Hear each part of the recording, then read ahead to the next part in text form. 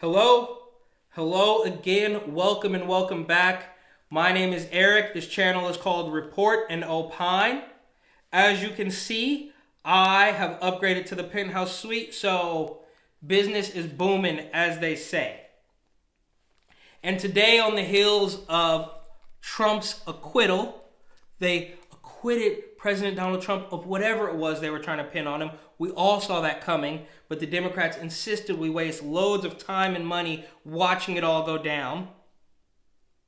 On the heels of that, on the heels of an epic State of the Union address, and on the heels of an awful Iowa caucus that once again proves the Democrats are totally incompetent, I want to take a look back at all the candidates, 28 in total to be exact. Now, we've whittled it down to 11 stone cold losers, but how do we get here? Who's jumped in and out of this clown car? Who's jumped in and out of this cafeteria food fight? The snakes and the rats and the weasels going around and around on this revolving door of Democrats. How do we get here? So, to put it into perspective very briefly, there was 27 people running for president in 2016 total.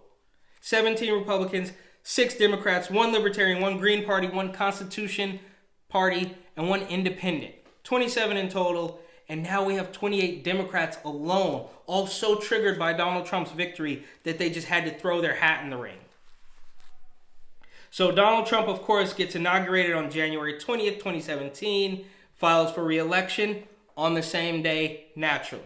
And since then, we've had John Delaney, former representative from Maryland, right, who actually had a very long campaign, first to file, and just dropped out at the end of January.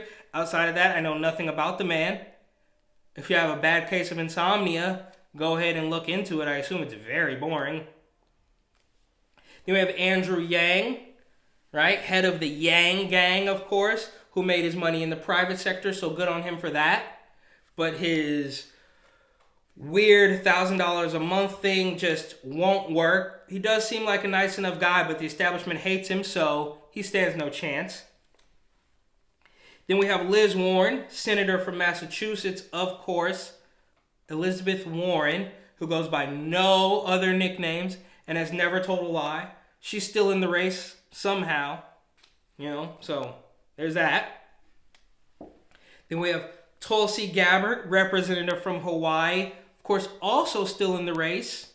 Seems normal at first, but when you look into it, she's a little crazy. She's kind of cute, though, and she's also number 1 on Hillary Clinton's hit list. So stay safe out there, Tulsi. Then we have Julian Castro, former Secretary of Housing and Urban Development, right? He's a complete weirdo. He's got a twin brother. They were doxing Trump supporters in Texas. That's weird. He also was talking about reproductive rights for the trans community, which boils down to abortion for men. It makes no sense. Get out of here, bro. You stand no chance. Then we have Kirsten Gillibrand. Wokety woke. She panders just like Hillary Clinton. I actually think she's, Hillary Clinton 2.0, Hillary's mini-me. Hillary's pulling the strings. She's a senator from New York, and her pandering game is through the roof. She did her gay rights thing almost in the same vein as Hillary, talking about how she keeps hot sauce in her bag when she's talking to black people. Then we have Senator Kamala Harris from California, who is perhaps the worst, close to the bottom of the barrel. I mean, she's just completely awful. She slept her way into politics, among a long list of other scandals, and she's currently ruining California. And, doing her finger snap, neck thing, black lady thing. Then we have Mayor Pete, of course, who's now going by Mayor Cheat, because his hands, his filthy little paw prints, were all over the dumpster fire that was the Iowa caucuses, whatever. So he's kind of the establishment backup behind Creepy Joe. We'll get to him. Then we've got Marianne Williamson, author and spiritual advisor to the stars and all-around crystal lady who was red-pilled along the line somewhere, and she was caught on a hot mic admitting how awful Democrats are. So welcome to reality, Marianne. Glad you're here.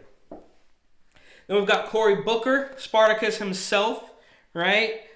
Senator from New Jersey. He's got his long story about his imaginary friend T-Bone. He's also got his girlfriend, Rosario Dawson. We'll see how long that lasts now that his campaign is over, right? Look into his little his bathroom incident, bathroom Booker. Anyways, moving on. Amy Klobuchar, senator from Minnesota, who of course is fairly normal as Democrats go, right? But she is constantly shaking like a chihuahua on the debate stage. According to her staff, she eats salad with a hair comb. She throws little temper tantrums and throw things all around the room, trying to hit her staff like an angry mother from the 70s or something, like whipping shoes at people. I don't know. Anyways, then we've got Senator Bernie Sanders from Florida. I almost automatically go into the Bernie voice just when saying his name. I can't stand the guy. I can't stand how bad the Democratic establishment is cheating him, but it's for the best of all of us. Nobody wants Bernie Sanders. Well, that's not true. Some people totally want Bernie Sanders to have the keys to the castle. I am not one of those people. He is a millionaire socialist. He owns multiple houses, but says you should share all your things. I'm not buying it, Bernie. Then we've got Jay Inslee, governor of Washington, who is just here probably to write a book eventually. We have John Hickenlooper, former governor of Colorado, who I could probably say the exact same thing as Jay Inslee. These two are completely interchangeable. Then we have Wayne Messam, who's mayor of Miramar, Florida, and outside of the fact that he's black, he's probably interchangeable with Inslee and Hickenlooper. Then we have Beto, Robert Francis O'Rourke, who is best known for losing a Senate race to Ted Cruz, despite having the powerful Hollywood elites behind him, Beyonce and LeBron James, wearing their Beto hats trying to get this man a Senate seat. It's not going to work. The people aren't quite as stupid as you think they are. That's why you're no longer in the race. Also, he had a DUI. Look into that as well. Duck, duck, go, that one. Then we've got Mike Gravel, who's just a weird old man who had a couple of Zoomers, a couple of Gen Z kids running his campaign for a little while, I believe. Then went mildly viral with a clip of him throwing a rock into a pond for some reason.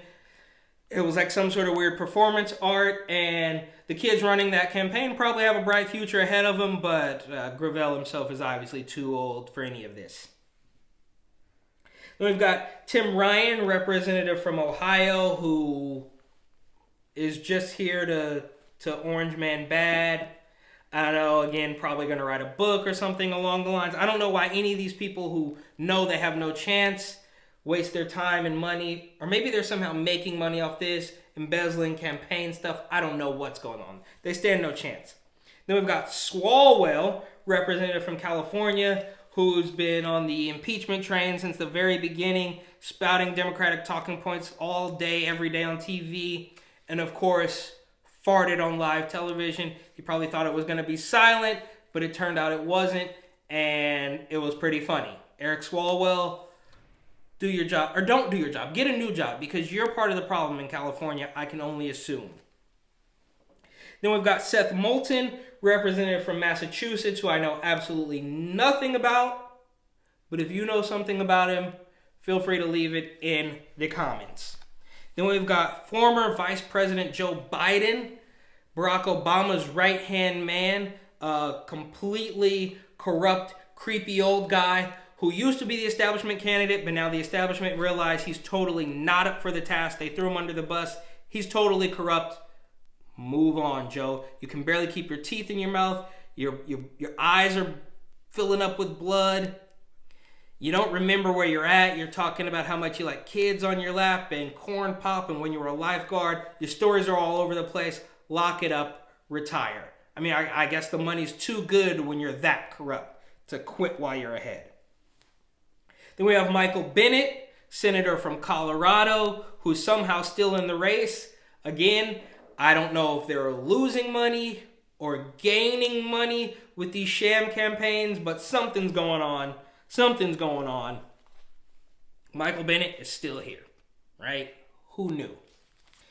Then we've got Steve Bullock, governor of Montana, who, outside of the fact that he's no longer in the race, would probably be completely interchangeable with Bennett, right? Who knows what these weird NPC, faces in the crowd are doing here. Then we've got the 7-foot socialist, the mayor of New York, who's ruining the city, but he would have you believe it's all Donald Trump's fault. He's using the NYPD for his own personal favors, his own personal gain. He's creating all these new taxes and then letting the businesses that he likes not pay them. All sorts of things. The man's completely corrupt. He also has a black wife. And he wants you to know that. Diversity, right? Then we have Joe Sestak, former representative from Pennsylvania. Joe Sestak, I don't know. Go figure. Go figure. Who are these people? Then we have Tom Steyer, billionaire. This guy's a billionaire again. He seems like a nice enough guy. He's desperately trying to make friends with Bernie Sanders, but Bernie Sanders hates billionaires. He's okay with millionaires, but he hates billionaires. And Tom Steyer is a billionaire. All right? He's spending a lot of money to become president, not realizing it just use the money to actually help people, but I digress. Then we have Deval Patrick, who is a black guy. He's longtime friends with Barack Obama. He made this weird announcement video where he's talking in a very soft voice about how he's going to run for president. He, of course, stands no chance, but is somehow still here in the race. And that brings me to Michael Bloomberg, the absolute worst. The absolute worst. I wrote an article about it for the wonderful people over at Scriber News. I mentioned it in my last video. Please watch that video. Please read that article. The link will be in the description. He is by far the worst. Then we've got Kamala. Then we've got de Blasio. And then the rest of the pack, the rest of the faces in the crowd, the rest of the NPCs, as it were. So that's it. That's all of them. They all want to take down the orange man. Of course, they stand no chance. We'll see who gets the nomination, I should say. But until then, have a wonderful morning, afternoon, or evening.